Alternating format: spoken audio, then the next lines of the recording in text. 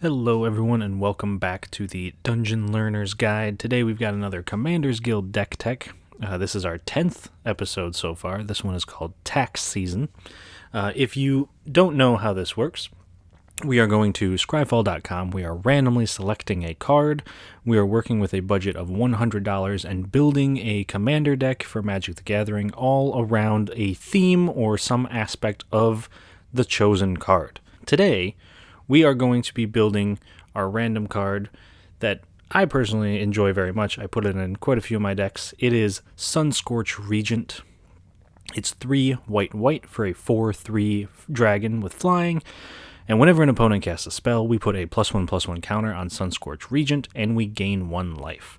So, looking at this card, I decided to lean into the aspect of the fact that the card wants our opponents to do things, but at the same time, it kind of hurts our opponents for doing something.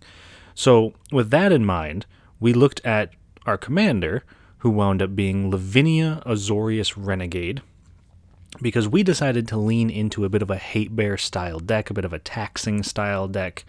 So the goal of this game is to prevent our opponents from doing anything, and if they are able to do something, we get more benefit out of it than they do. So Lavinia at the helm here is a white and a blue for a 2/2 legendary creature human soldier, and she says each opponent can't cast non-creature spells with converted mana cost greater than the number of lands that player controls.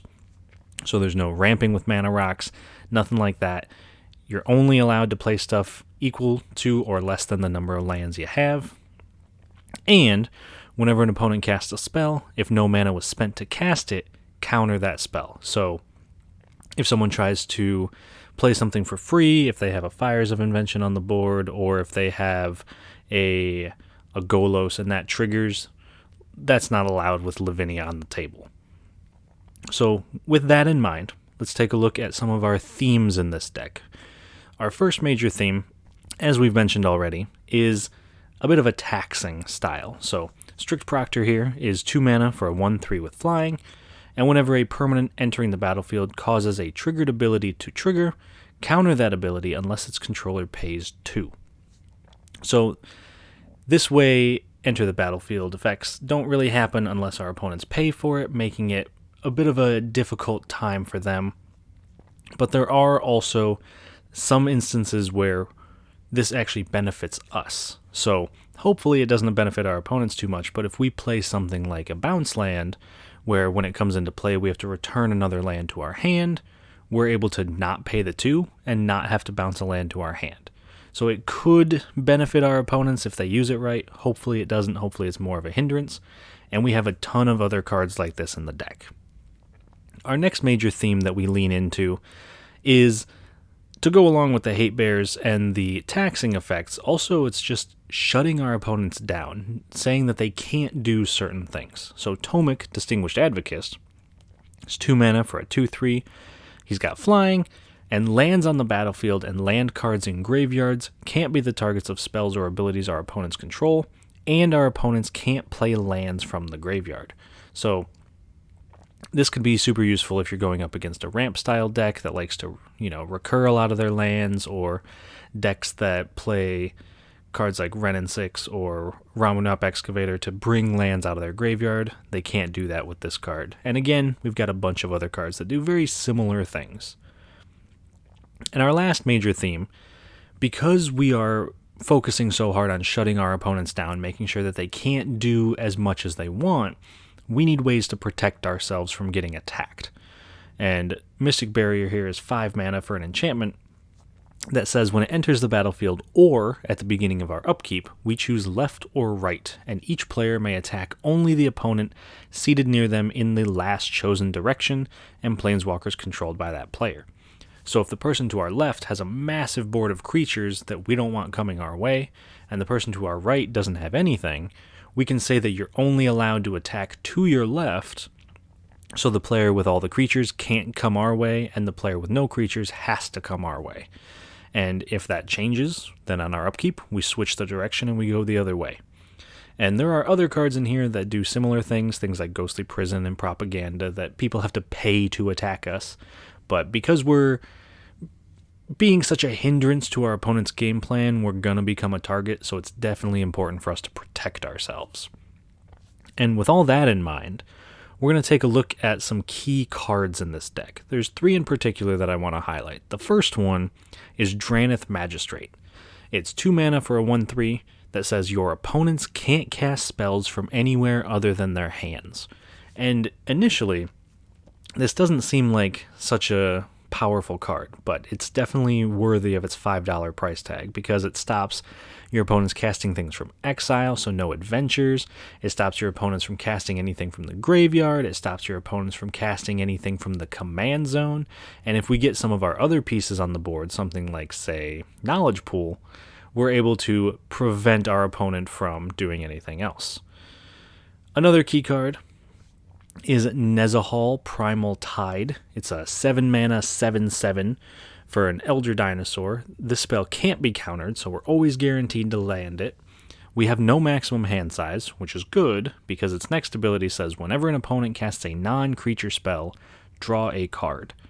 And we could discard 3 cards to exile it and return it to the battlefield at the beginning of the next end step. We mentioned earlier that we want to try to stop our opponents from doing as much as possible, but if they do something, we want it to benefit us too. And Nezahal is a great way to make that happen. It's a great repeatable source of card draw. We're able to draw a ton of cards if our opponents are playing tiny things, and it might be just enough of a threat as a 7/7 to finish out any games if we need it to, especially because we can discard 3 cards and protect it. If someone tries to kill it or if someone board wipes or exiles it, we can keep it around, and we just have a very safe, very card-efficient threat. And our last key card is Approach of the Second Sun. Now, obviously, we need a way to win that's not just pushing through combat damage, especially because some of our own taxing pieces could affect us as well. And Approach of the Second Sun is a 7 mana sorcery, and if it was cast from our hand and we've cast another spell named Approach of the Second Sun this game, we win the game. Otherwise, put Approach of the Second Sun into its owner's library, 7th from the top, and you gain 7 life. So all we got to do is cast it, wait a couple turns, maybe with Nezahal it's even fewer than 7, and then cast it again, and we just win the game, which becomes extremely easy to do if we've locked our opponents out from doing too much. If they can't cast a lot of spells, they can't play a lot of creatures, they can't really attack us, then they can't stop us from casting Approach of the Second Sun.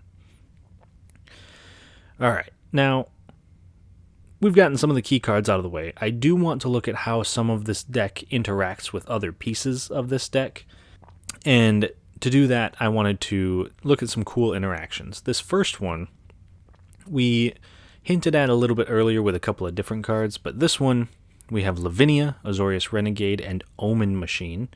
So Omen Machine is a 6 mana artifact that says players can't draw cards. Now that does include us, but it says at the beginning of each player's draw step, that player exiles the top card of his or her library, and then if it's a land, they put it onto the battlefield.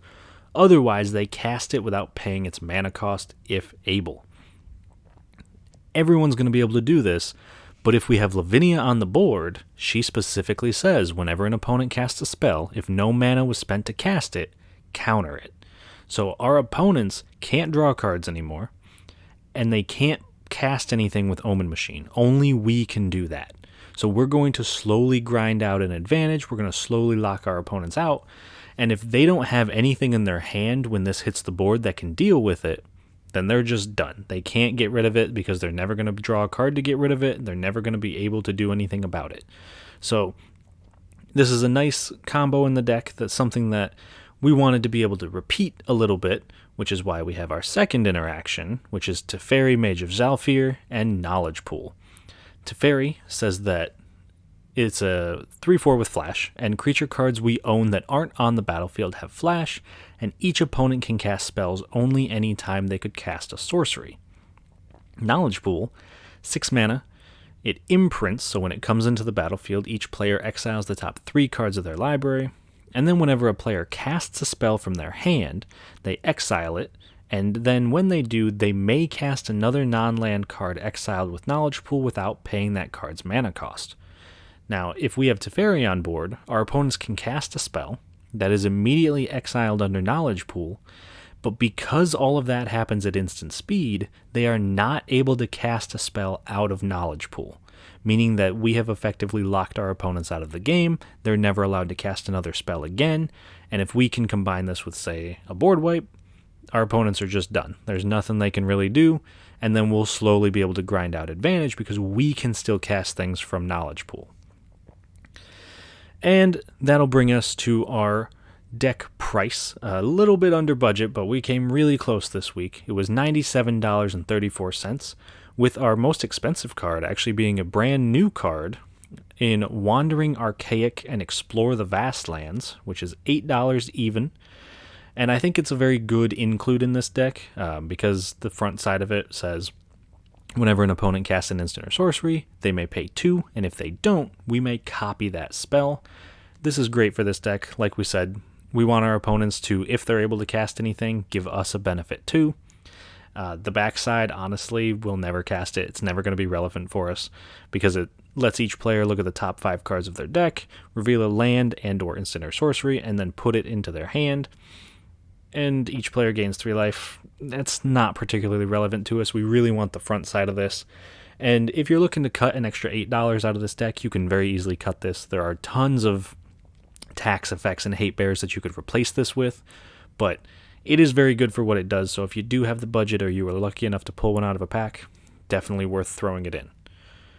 Now, the last thing we're going to do is we are going to test out a game with this deck. We're going to run it up against 3 opponents. We're going to see how it does. And our 3 opponents for today are Golos, Tireless Pilgrim, which is going to be played by Shawn, Veyron, Voice of Duality, which is played by Bilal, and Brina the Demagogue, played by Jason. So, Golos, I've played against Shawn's build of this before. It's not your typical Golos build. It's a tribal deck. So he wants to make everything the same creature type, and then get a tons of value that way by playing a bunch of different Lord effects and effects that help out one specific creature type. So I would expect we kind of have to try to get him out of the game early, or he might just overtake our advantage. But on the bright side, Lavinia does shut down Golos, so there is that. Bilal's Veyron deck is a new one to me. I've never played against it before. I would imagine it kind of does what Veyron does. It probably wants to play a ton of spells and copy a ton of spells, and I'd imagine I'll have to look out for getting one shot by Veyron once she gets super big. And then the last one, Jason's Brina deck, is 100% the pre-constructed deck, so he hasn't changed any cards. He's going to try to run it as it is. And I have played against the Precon before. I've played it myself. I know it's very strong and very good right out of the box, so it'll be interesting because I know there's a lot of tax pieces in that deck as well. So we'll see how my tax pieces compare to his. But with all that being said, I hope you guys enjoy the game, and I will talk to you once it's over. When the game starts, Shawn goes first, followed by Bilal, myself, and Jason. On Shawn's first turn, he plays an island.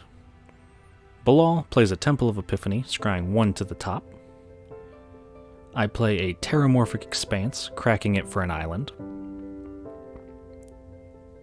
Jason plays a Caves of Koilos.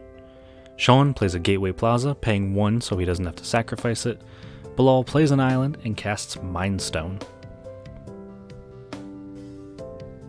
I play a Plains, and then cast Sky Diamond. Jason plays a Swamp and casts Orzhov's Signet. Shawn plays a Mountain and casts a Burnished Heart. Bilal plays a Mountain and then casts his commander, Veyron, Voice of Duality.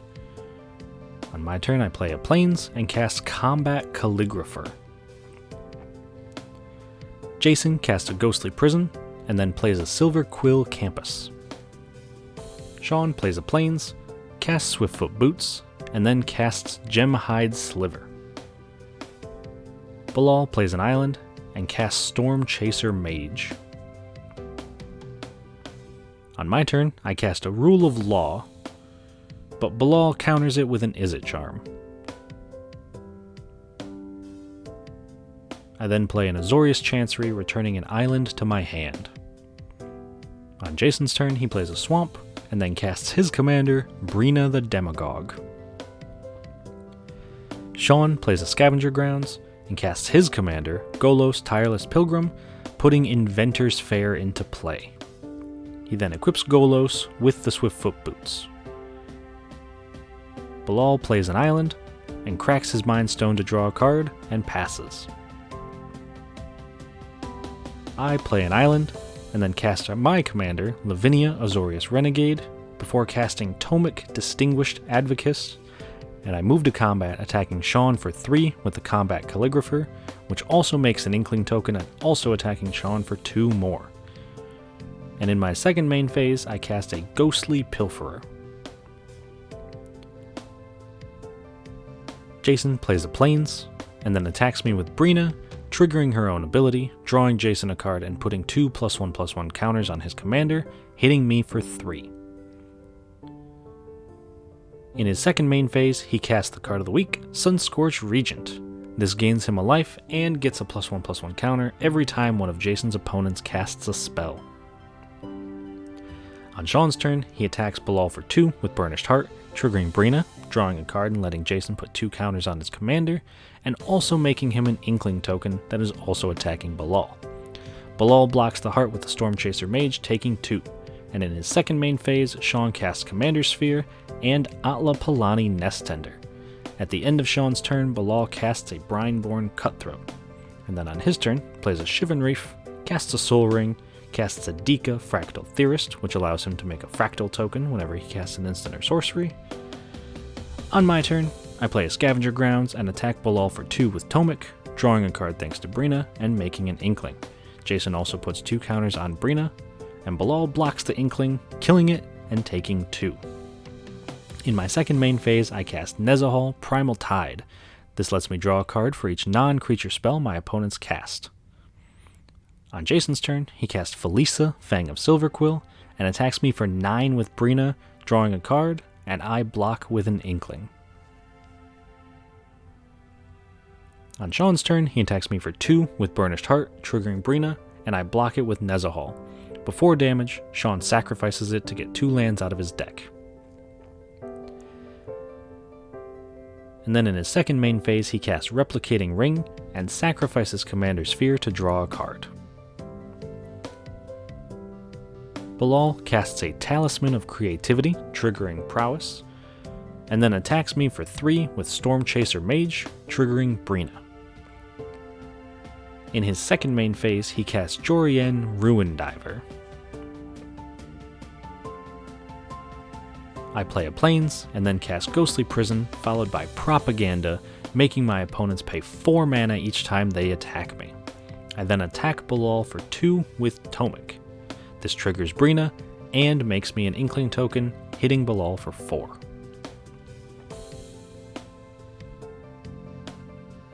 On Jason's turn, he attacks Shawn for 15 with Brina, triggering her own ability on attack, but Shawn exiles it with Utter End. In his second main phase, Jason casts Infernal Offering, choosing Bilal for both modes. This allows the 2 of them to sacrifice a creature, draw 2 cards, and return a creature from their graveyard to the battlefield. Jason sacrifices Sunscorch Regent, making 10 Inklings thanks to Felisa, and returns the same Sunscorch Regent to the battlefield. Bilal does the same with his Storm Chaser Mage. Jason then casts Arcane Signet and passes. Shawn plays a Forest, sacrifices Inventor's Fair to put Maskwood Nexus to hand, and once that resolves, Bilal casts Peek to look at Shawn's hand, learning that he also has Conspiracy, Rooftop Storm, Unesh, Cryosphinx Sovereign, and Bishop of Wings. Shawn then casts the Conspiracy, turning all of his creatures into eggs, and activates Atla Palani to make an egg token.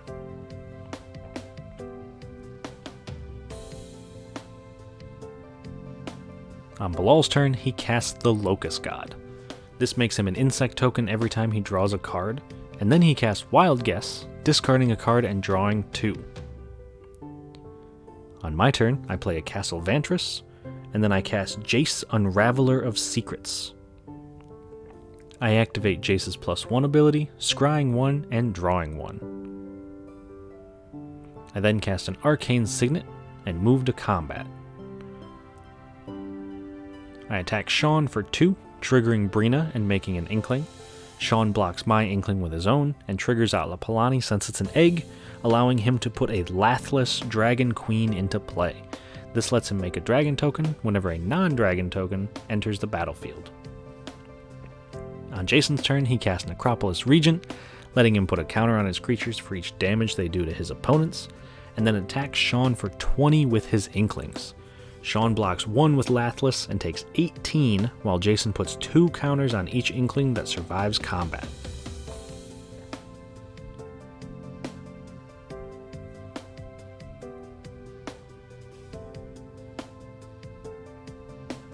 On Shawn's turn, he casts Maskwood Nexus, making all of his creatures every creature type, and then casts Bishop of Wings, which gains him 4 life whenever an angel enters, followed up by Unesh Cryosphinx Sovereign, letting him reveal the top 4 cards and having an opponent separate them into 2 piles, putting 1 to hand and 1 into the graveyard every time a Sphinx enters the battlefield. This particular trigger has him putting Riptide Laboratory into his hand, but we unfortunately missed the second one from the dragon token entering. He then plays the Riptide Laboratory for turn. Bilal casts a Storm Kiln Artist, making him a treasure whenever he casts an instant or sorcery, and then casts Practical Research, drawing 2 cards from Jorien before drawing 4 and discarding 2. He then casts a Clairvoyance, looking at Jason's hand.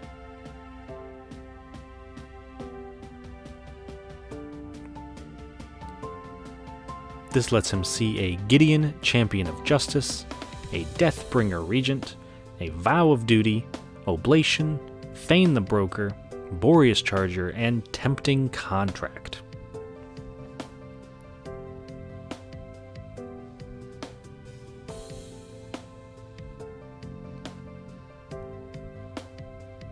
And then he plays a Reliquary Tower and passes. In my upkeep, Bilal draws a card from Clairvoyance, and I also play a Reliquary Tower. I then activate Jace's +1 to scry 1 and draw 1. And then I cast Pursued Whale, making a pirate token for each of my opponents that forces all of their creatures to attack each turn. That token triggers Shawn's Bishop of Wings and Unesh as well. This lets him put Timestream Navigator and 2 lands to hand. On Jason's turn, he plays a Rogue's Passage and attacks Jace with Necropolis Regent and Sunscorch Regent, Shawn for 36 with Inklings, and Bilal with Felisa. Shawn blocks 4 Inklings, taking 20, Bilal blocks with an insect, and I let Jace die. This also triggers Atlapalani when Unesh dies, and Shawn is able to put an Angel of Glory's Rise into play.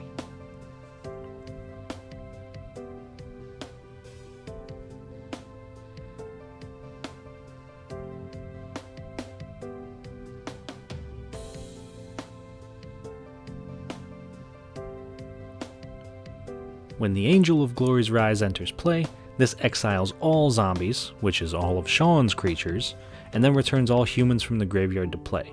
But with that trigger on the stack, I flash in Containment Priest, making it so that any creature that would enter the battlefield is exiled if it's not cast, effectively exiling all of Shawn's creatures except for a single dragon token. In Jason's second main phase, he casts Deathbringer Regent to destroy all other creatures. In response, I activate Nezahal to exile it and return it to play at the end of turn. Then the dragon resolves and all other creatures die, making Jason 12 Inklings thanks to Felisa.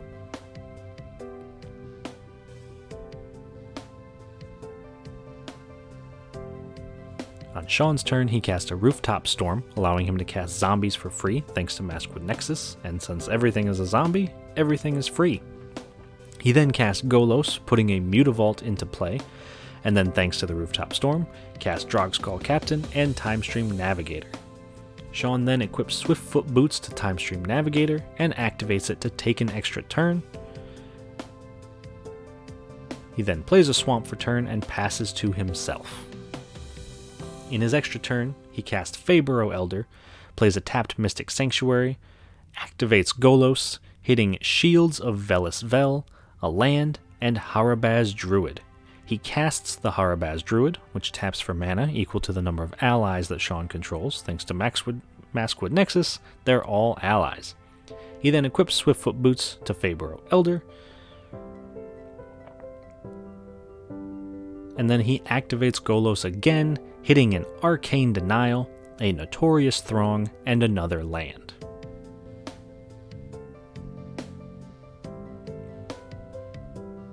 He then moves to combat. Shawn attacks Bilal for 5, should have been 6 unfortunately because Golos was a spirit, with Golos and Drogskull Captain. And then in his second main phase, he casts Notorious Throng to make 5 fairies. He then taps Harabaz Druid, which didn't have haste, but unfortunately we missed that, to cast a Harsh Mercy, having each player pick a creature type and destroying all other creatures.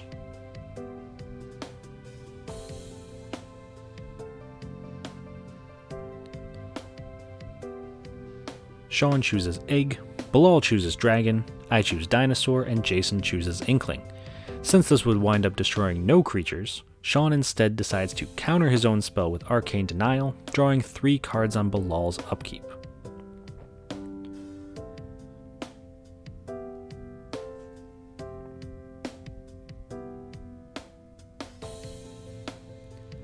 On Bilal's turn, he plays an island, and then casts the Locust God. And at the end of his turn, I cycle a Desert of the True.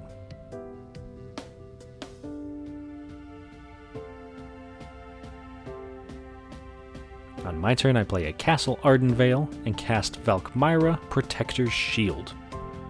I then cast Baird, Steward of Argive, making my opponents pay an extra 1 to attack me, bringing the grand total to 5.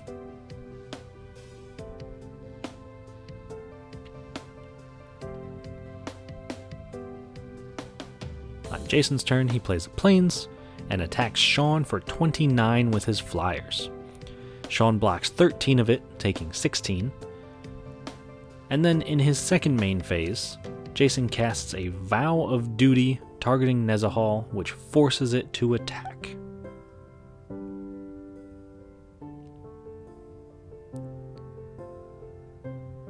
He then also casts a Boreas Charger.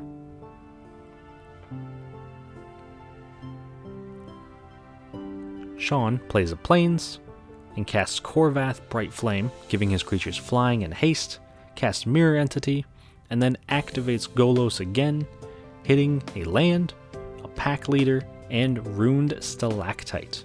He chooses to cast everything but the land. He then activates Golos again, hitting Utvara Hellkite, Sylvia Bright Spear, and Krenko Mob Boss, casting all of them. He activates Krenko to make 10 Goblin tokens, and in response, Jason casts Oblation, shuffling the Maskwood Nexus back into Shawn's deck and drawing him 2. Shawn responds to that by tapping the Harabaz Druid for 15 mana and putting all the mana into Mirror Entity, making his team all 15 power and all creature types. Then the Oblation and Krenko trigger resolve, and Shawn moves to combat, attacking Jason for 68 double strike power and Bilal for 51 double strike power. Before blocks, Bilal activates Locust God twice, drawing 2 cards, making 2 locusts, and blocking all the damage. The damage then happens, and Jason is knocked out of the game. On Bilal's turn, he recasts the Locust God and activates the Locust God to draw and discard a card, as well as making an insect. On my turn, I play an Exotic Orchard, and then cast Card of the Week, Sunscorch Regent. This allows me to gain a life and put a +1/+1 counter on it every time one of my opponents casts a spell, and I then recast our commander, Lavinia. Shawn casts an Eternal Witness, returning Notorious Throng to his hand, and then activates Mirror Entity for 1, making all of his creatures all creature types, before activating Krenko, making himself 28 goblins.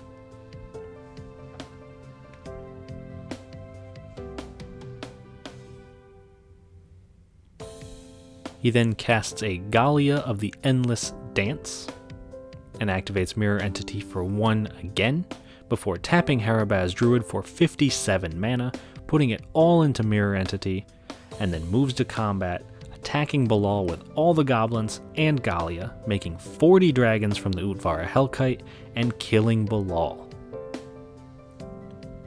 In his second main phase, he casts Notorious Throng, making 2,166 fairies and taking an extra turn. On Shawn's extra turn, he attacks, doing the same thing he did last time, but I cast a Mandate of Peace, ending the combat phase, and in his second main phase, he activates Krenko, making 95 more goblins.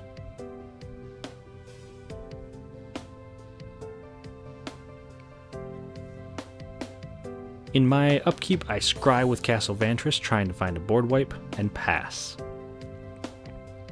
On Shawn's turn, he repeats the same process as before, attacking me for nearly 5,000 damage this time, but I'm lucky that I can save myself yet again, casting a Teferi Mage of Zalfir and an Angel's Grace, going to 1 life instead of dying.